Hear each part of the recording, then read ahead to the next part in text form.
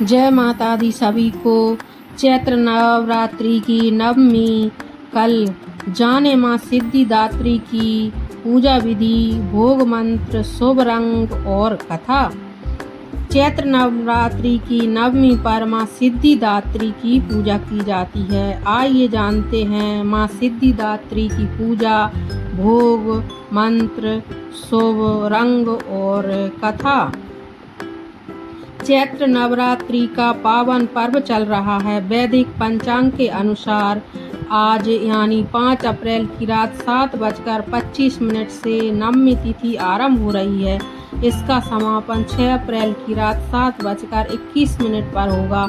ऐसे में 6 अप्रैल 2025 को रामनवमी मनाई जाएगी। आप इस तिथि पर कन्या पूजन के साथ साथ अपने व्रत का पारण भी कर सकते हैं।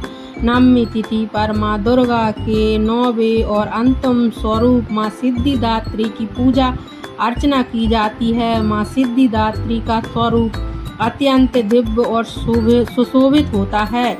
उनके 4 हाथ होते हैं, जिनमें एक हाथ में शंख, दूसरे हाथ में चक्र, तीसरे हाथ में गदा और चौथे हाथ में कमल का पुष्प होता है। माँ का वाहन सिंह है और वे कमल पुष्प पर भी आसीन होती हैं।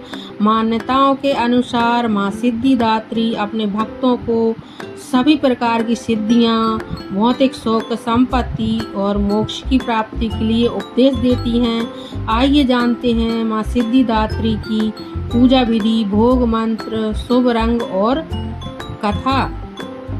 माँ सिद्धिदात्री की पूजा विधि। नवमी के दिन सबसे पहले स्नान करके साफ कपड़े पहने और पूजा घर के स्थल को स्वच्छ करें। एक साफ आसन पर बैठकर माँ सिद्धिदात्री की मूर्ति या चित्र को स्थापित करें। दीपक, अगरबत्ती और पुष्प अर्पित करें। माँ को मन से प्रणाम करें। इसके बाद माँ सिद्धिदात्री को भोग लगाएं। माँ सिद्धिदात्री के मंत्रों का जाप करें और उन पर श्रद्धा भाव से ध्यान केंद्रित करें। अंत में माँ की आरती उतारें और परिवार में माँ का प्रसाद बांटें। माँ सिद्धिदात्री का बीज मंत्र ह्रीं क्लीं ये सिद्धाय नमः। ये स्तुति मंत्र है। या देवी सर्वभूतेषु माँ सिद्धिदात्री रूपेण संस्था नमस्तस्यै नमस्तस्यै नमस्तस्यै नमस्तस्यै नमो नमः। माँ सिद्धिदात्री का भोग। माँ सिद्धिदात्री को तिल और मेवे से बने व्यंजनों का भोग लगाना शुभ माना जाता है। माँ सिद्धिदात्री का शुभ रंग। माँ सिद्धिदात्री को बैंगनी या जामुनी रंग पहनना शुभ होता है। माँ सिद्धिदात्री की कथा।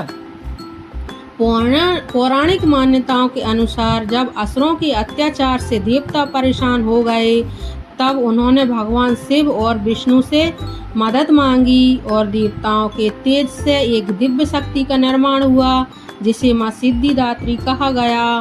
भगवान शंकर ने माँ सिद्धिदात्री की कृपा से ही सिद्धियों को प्राप्त किया था।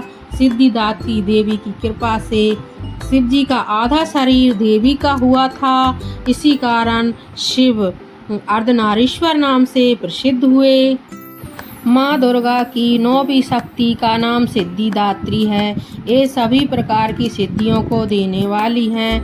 नवरात्रि पूजन के 9वें दिन इनकी उपासना की जाती है। इस दिन शास्त्रीय विधि विधान और पूर्ण निष्ठा के साथ साधना करने वाले साधक को सभी सिद्धियों की प्राप्ति होती है। सृष्टि में कुछ भी इनके लिए अगम्य नहीं है। रह जाता ब्राह्मण पर पूर्ण विजय प्राप्त करने की सामर्थ्य इनमें आ जाती है। माँ सिद्धिदात्री भक्तों और साधकों को ये सभी सिद्धियां प्रदान करने में समर्थ हैं। देवी पुराण के अनुसार भगवान शिव ने इनकी कृपा से ही इन सिद्धियों को प्राप्त किया था। इनकी अनुकंपा से ही भगवान शिव का आधा शरीर देवी का हुआ था। इसी कारण वे लोक में अर्धनारीश्वर नाम से प्रसिद्ध हुए। माँ सिद्धिदात्री 4 भुजाओं वाली हैं। इनका वाहन सिंह है। ये कमल पुष्प पर भी आसीन होती हैं। इनकी दाहिनी तरफ के नीचे वाले हाथ में कमल पुष्प है। प्रत्येक मनुष्य का यह कर्तव्य है कि माँ सिद्धिदात्री की कृपा प्राप्त करने का निरंतर प्रयास करे, इनकी आराधना की ओर अग्रसर हो। इनकी कृपा से अनंत सुख रूप संसार से निर्वृत्त रहकर सारे सुखों का भोग करता हुआ यह मोक्ष को प्राप्त कर सकता है। नव दुर्गाओं में सिद्धिदात्री अंतिम है। अन्य 8 दुर्गाओं की उपासना शास्त्रीय विधि विधान के अनुसार करते हुए भक्त दुर्गा पूजा के 9वें दिन इनकी उपासना में प्रवृत्त होते हैं। इन सिद्धिदात्री माँ की उपासना पूर्ण रूप कर लेने के बाद भक्तों और साधकों की लौकिक परलौकिक सभी प्रकार की कामनाओं की पूर्ति होती है। सिद्धिदात्री माँ के कृपा पात्र भक्त के भीतर कोई ऐसी कामना शेष बचती ही नहीं है जिसे वह पूर्ण करना चाहे। वह सभी सांसारिक इच्छाओं, आवश्यकताओं और स्पर्धाओं से ऊपर उठकर मानसिक रूप से माँ भगवती के दिव्य लोकों में विचरण करता हुआ उनके कृपा रस पीयूष का निरंतर पान करता हुआ विषय भोग शून्य हो जाता है। माँ भगवती का परम सानिध्य भी उनका सर्वस्व हो जाता है। इस परम पद को पाने के बाद उसे अन्य किसी भी वस्तु की आवश्यकता नहीं रह जाती।